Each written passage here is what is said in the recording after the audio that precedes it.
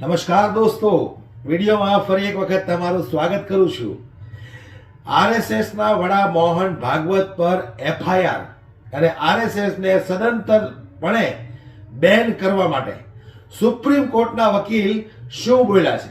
સૌથી પહેલા દોસ્તો આપણે એ વકીલે જે નિવેદન આપ્યું છે એને સાંભળવું છે, પણ સાંભળીને તમારા હોશ ઉડી જવાના છે કે આરએસએસના વડા મોહન ભાગવત ઉપર એફઆઈઆર શા માટે, શું કરી નાખ્યું એવું આરએસએસના વડા મોહન ભાગવતે કે આ સુપ્રીમ કોર્ટના વકીલે એમના ઉપર એફઆઈઆર કરવાની માંગણી કરી છે અને આરએસએસને હંમેશા માટે સદંતર માટે બેન કરવાની માંગણી કરી છે। ત્યારે સુપ્રીમ કોર્ટના વકીલે જે નિવેદન આપ્યું છે સાંભળીને દોસ્તો તમારા પગ નીચેથી જમીન ખસકી જવાની છે। થોડો સમય કાઢીને સાંભળો કે સુપ્રીમ कोर्टना वकील आવું શા માટે બોલ્યા, સાંભળો તમે। नतीजा चाकू लग गया सर। नतीजा आ गया, चाकू लग गई और आजादी मिल गई। आजादी मिल गई ना। अभी तो मोहन भागवत जी ने 2 दिन पहले आजादी दी है, यही है आजादी। केस भी दर्ज कराने के लिए तैयारी कर ली है अदालत में। देशद्रोह किया है उसके खिलाफ कानूनी कार्रवाई तो करो, मिली भगत वाली कानूनी कार्रवाई नहीं जैसे जयराम रमेश जी ने की अभी जेनविन, वरना मैं तो उस पर करूंगा ही कार्रवाई। ऐसे बैठेंगे और ऐसे आसमान में उस तरफ देख के ऐसे ऐसे करके बोलते हैं, ये बोल रहे हैं कि ये संविधान 2035 तक नहीं रहेगा।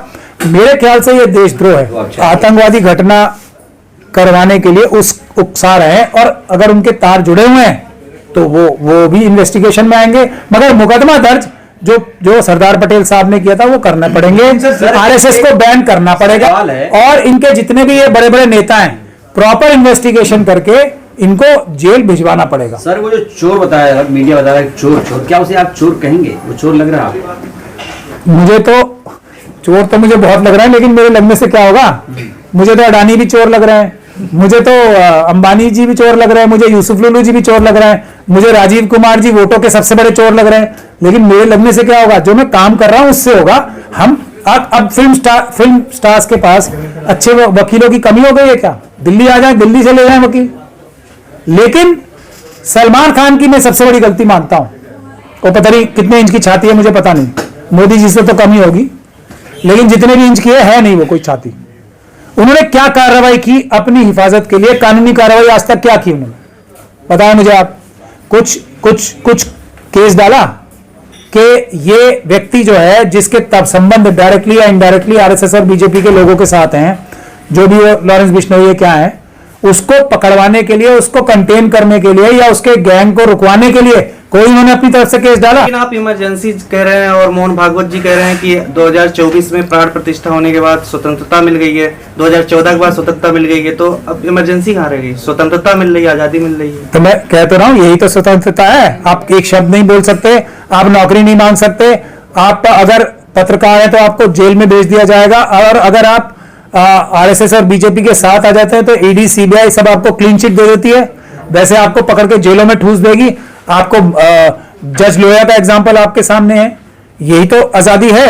और मोहन भागवत जी कहाँ आपको जेल भेजा गया? आप इतना तो बोलते हैं डेली, आप हर वीक प्रेस कॉन्फ्रेंस करते हैं, सब कुछ बोलते हैं, मोदी जी के खिलाफ बोलते हैं, कब आपको जेल भेजा गया? मैं अकेला ही तो बचा हुआ हूँ इतना बोल के, उनकी पूरी कोशिश भी नाकाम कर पा रहा हूँ क्योंकि मैं मजबूत वाला अम्बेडकराइट और मजबूत वाला मुसलमान हूँ। इसलिए तो नहीं बचे हुए हैं कौन?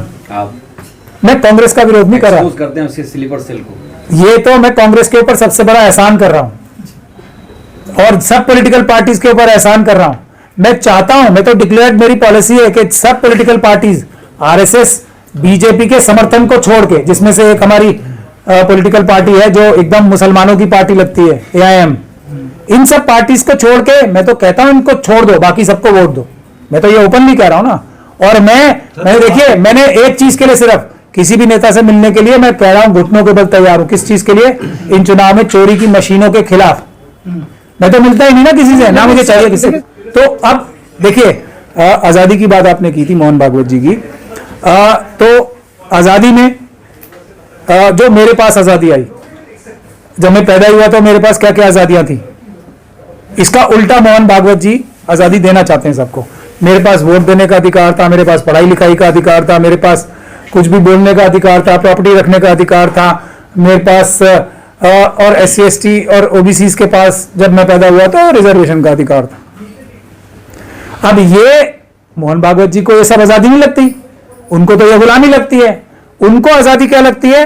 ढोल गवार शूद्र पशु नारी ये सब ताड़न के अधिकारी, उनकी आजादी वो है।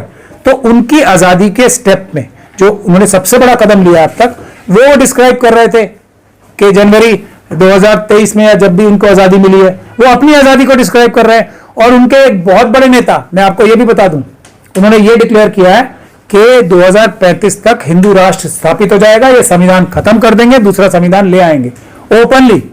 और वो उनके एक बहुत ही मुखर व्यक्ति हैं जिनका सामना मैं अदालत में कर रहा हूं बहुत सारे केसेस में। वो जैन साहब जो है, कौन रहेगा ये बताइए। अब वो मेरे ख्याल से तो जैन साहब रहेंगे, जो कह रहे हैं कि मैं ले आऊंगा, जो हरिकृष्ण जैन साहब हैं, वकील जो है। किस पार्टी की सरकार रहेगी 35 में? वो मनुवादी सरकार, वहां ये तो पता ही नहीं रहा ना कि इलेक्शन होगा नहीं होगा, ये नहीं बता रहे हैं वो, ना अपना संविधान डिस्क्लोज कर रहे हैं क्या होगा। ये बोल रहे हैं कि ये संविधान 2035 तक नहीं रहेगा।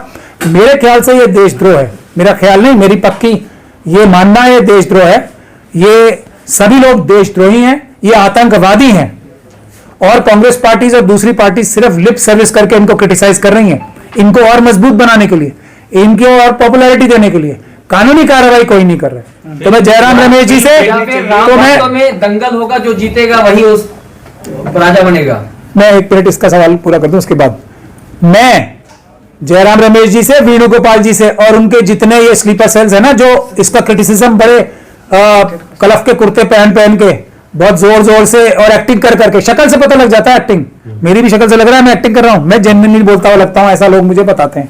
उनकी शक्ल से ऐसे लगता है, ऐसे बोलते हैं वो, देखिए ऐसे बैठेंगे और ऐसे आसमान में उस तरफ देख के ऐसे ऐसे करके बोलते हैं। तो साफ सोच सोच के नहीं, जमा जमा के, कोई जेन्युइनली उनके मन की भावना नहीं आती, जमा जमा के मतलब एक इफेक्ट पैदा करना चाहते हैं जनता के ऊपर। ये साफ नजर आ जाता है कौन फ्रॉड है और कौन दिल से वो बात बोल रहा है। तो वो मोहन भागवत जी की क्रिटिसिज्म हालांकि कड़े शब्दों में कर रहे हैं, लेकिन जमा जमा के जैसे डायलॉग डिलीवरी होती है ना, वैसे वैसे कर रहे हैं। तो मैं इन सभी लोगों को एक साथ निमंत्रण देता हूं कि ये मोहन भागवत जी ने देशद्रोह किया है, उसके खिलाफ कानूनी कार्रवाई तो करो, मिली भगत वाली कानूनी कार्रवाई नहीं जैसे जयराम रमेश जी ने की अभी जेन्युइन, वरना मैं तो उस पर करूंगा ही कार्रवाई।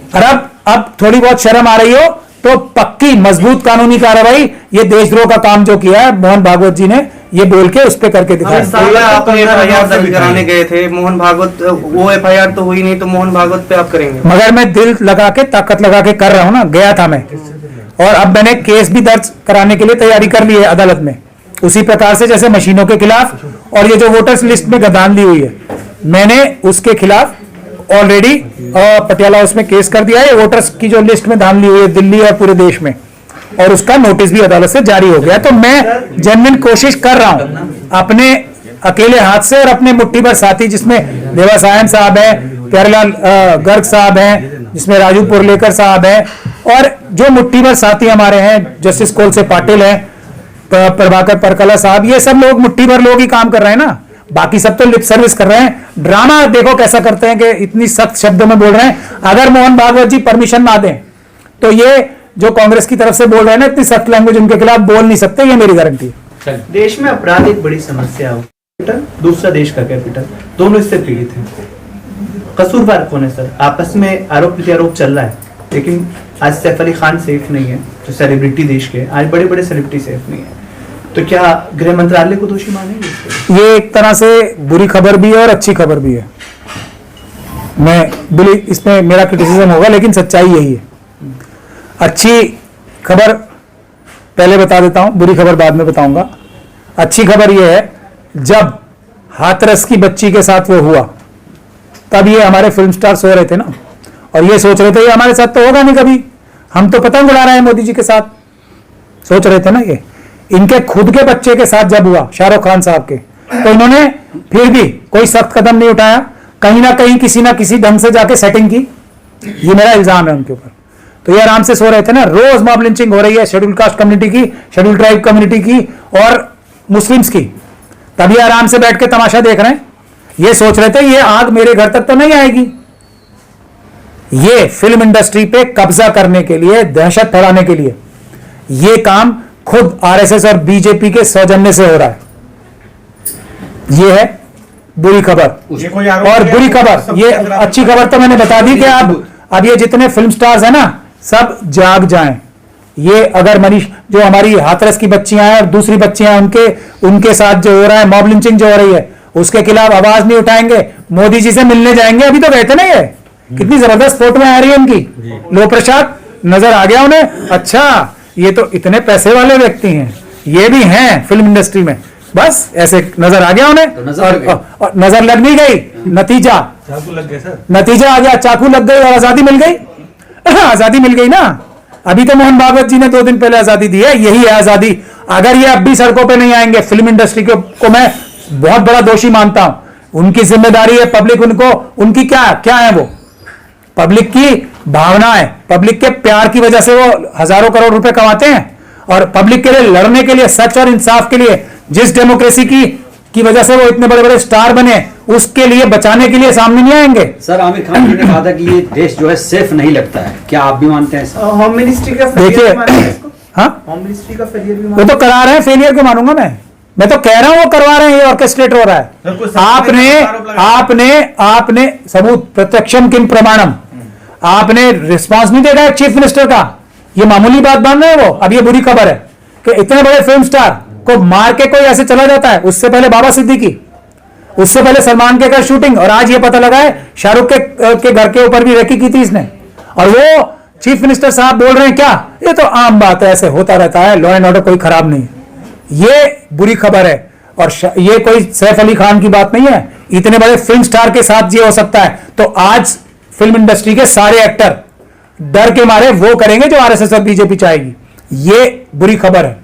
लेकिन अच्छी खबर इसमें यही है कि अब इनको वो गर्मी जो हम लोग जमीन पे भुगत रहे हैं ना, और उसके लिए कुछ नहीं बोल रहे, तो ये अच्छी खबर है। इनको भी पता लगना चाहिए, आना ही पड़ेगा सड़क पे सबको। जो नहीं आएगा वो मिट्टी में मिल जाएगा। ये आरएसएस वाले और बीजेपी वाले किसी को नहीं छोड़ेंगे। आप तो कह रहे हैं सर कि बॉलीवुड वाले अब करेंगे, यानी पहले से नहीं कर रहे थे, उनसे नहीं डर रहे थे। नहीं, हमला हो गया तो डर छोड़ के सामने आने के लिए इनके लिए एक और रास्ता खुल गया। कहा था हाँ? कि अब वो डर गए हैं तो अब करेंगे। नहीं, डर नहीं गए, पहले वो इनसे डरे हुए थे। डर के भी, पैर पकड़ के भी, फोटो खिंचवा के भी, पूरी फैमिली के साथ जाके ये अंजाम होगा, ये समझ में आ गया। अब एक रास्ता है, जो आतंकी हैं, जो आतताई हैं, जो बाबा साहब डॉक्टर भीमराव अंबेडकर का संविधान खत्म करके मनुस्मृति लागू करना चाहते हैं, उनके लिए सिर्फ एक रास्ता है उनको रोकने का, वो है बाबा साहब का दिया हुआ मंत्र, संघर्ष, एजिटेट, लड़ाई, संवैधानिक लड़ाई इनके खिलाफ, कानूनी और सड़क पे आके ये फिल्म स्टार्स को करनी पड़ेगी, वरना भूल जाए। कुमार विश्वास से रिलेट किया कुमार विश्वास कैसे देख रहे हैं? अब जब इन्वेस्टिगेशन होगी ना, देखिए मैं तो मानता हूं जो जाकिर नायक के ऊपर चार्जेस लगे, मैं तो कह रहा हूं सही चार्ज लगे उनके ऊपर, वही कुमार विश्वास के ऊपर लगेंगे। जाकिर नायक ने कोई बंदूक थोड़ी दिखाई थी। अब पैरेलल्स निकाले ना, हम तो कोई कानूनी आदमी है, आर्टिकल 14 जानते हैं। जाकिर नायक के ऊपर तो यही चार्ज है ना, उसकी वजह से बहुत सारे लोग आतंकवादी बन गए। यही कुमार विश्वास, यही जितने इनके आरएसएस और बीजेपी के जो बोलते हैं कि फला फला काटे जाएंगे और ये होगा और शेड्यूल कास्ट और शेड्यूल ट्राइब के ऊपर पेशाब करो, ये सब जो बोलते हैं और ये सब जो काम करते हैं, तो उन्हीं के कहने पे तो ये सब हो रहा है। जो ये गोरक्षक जो बन रहे हैं, जो हत्याएं कर रहे हैं, वो सब आरएसएस और बीजेपी के इशारे पे तो कर रहे हैं। क्योंकि जैसे जाकिर नायक के ऊपर फॉर्मूला लागू होता है, वही कुमार विश्वास साहब के ऊपर होता है। नहीं होगा क्या? दो कानून थोड़ी है देश में, एक ही है ना। कौन सा कानून लगना चाहिए, क्या धारा हो, किसकी, किस तरह कुमार कानून विश्वास लगे? के ऊपर क्या कार्रवाई हो आप चाहते हैं? आतंकवादी घटना करवाने के लिए उकसा रहे हैं, और अगर उनके तार जुड़े हुए हैं तो वो भी इन्वेस्टिगेशन में आएंगे। मगर मुकदमा दर्ज जो सरदार पटेल साहब ने किया था वो करना पड़ेंगे, आरएसएस को बैन करना पड़ेगा। તો આ વિડીયોને વધુમાં વધુ શેર કરો, દરેક લોકો સુધી પહોંચે, અને આ વિષય પર તમારું શું કહેવું છે મને કોમેન્ટ બોક્સમાં દોસ્તો જરૂરથી જણાવજો। વિડીયો વધુમાં વધુ શેર કરી દરેક લોકો સુધી પહોંચાડો। અમારી YouTube ચેનલમાં જો તમે નવા છો તો અમારી ચેનલને લાઈક શેર કરી અને સબસ્ક્રાઇબ કરજો। જય હિન્દ।